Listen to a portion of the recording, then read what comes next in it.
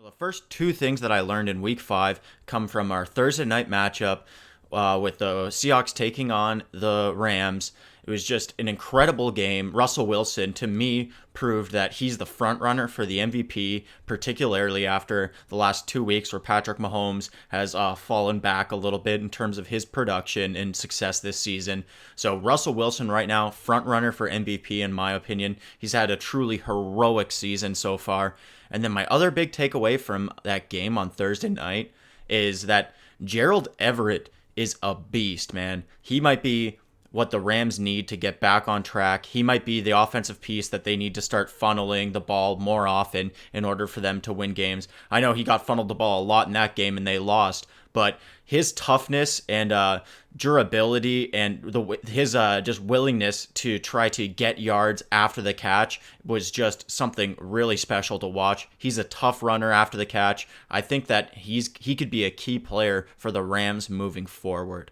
Now, another big takeaway I have from week five is that the Packers are definitely a very, very good football team, one of the top 2 or 3 teams in the NFC, without a doubt. But we still haven't seen a really complete game from them yet, and that concerns me. That's why I can't crown them as the best team in the NFC currently. They really didn't have a good pass defense in the second half against the Cowboys, which has been the stronger part of their defense so far this year. And their pass offense has not gotten going at all, except for the one game when they played the Eagles.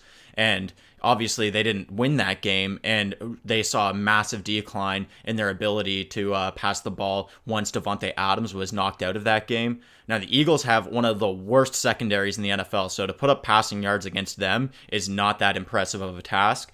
So we haven't seen the Packers pass offense really shine yet this season, and that concerns me, and that's why I can't rank them as the best team in the NFC, although they are clearly very, very good. Solid W against the Cowboys this past weekend.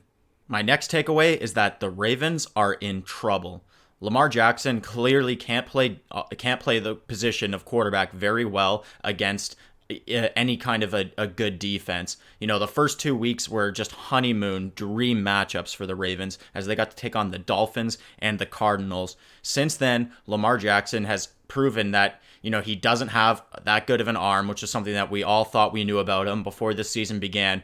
But the real issue for the Ravens is that I feel like they need Lamar Jackson to play really well in order for them to be a legitimate contender this year. That defense is not the exact same shutdown defense that it was last year. They have a lot more holes in it. So the Ravens are in serious trouble if they can't start playing just lights out A-plus defense, or if Lamar Jackson, you know, can't step up and play like a true high-level quarterback.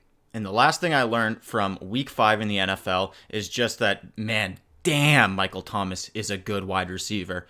Like, he doesn't, to the naked eye, when you look at Michael Thomas, you know, he doesn't have the, you know, size of a Julio Jones or an AJ Green or, you know, one of those specimen wide receivers that's so great out wide. And then he doesn't have the high-end speed of like a Tyreek Hill, or John Ross, Marquise Goodwin. He doesn't have that top-end speed, and then he also doesn't have that high-end size.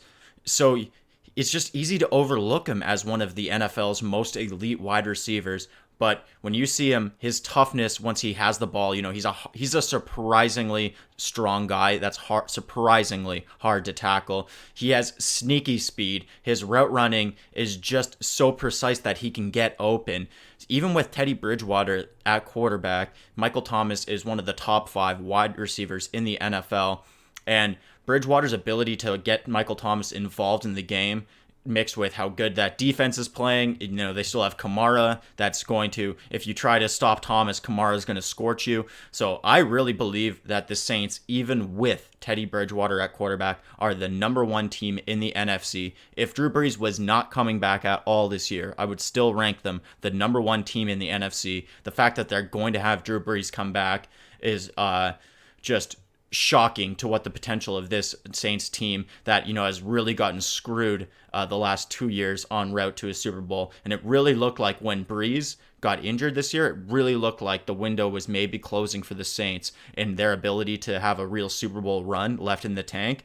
But Bridgewater winning as many games as he has, the team looking as good as they have looked, knowing that Drew Brees is going to be back, it probably in just a few weeks, probably around week 10.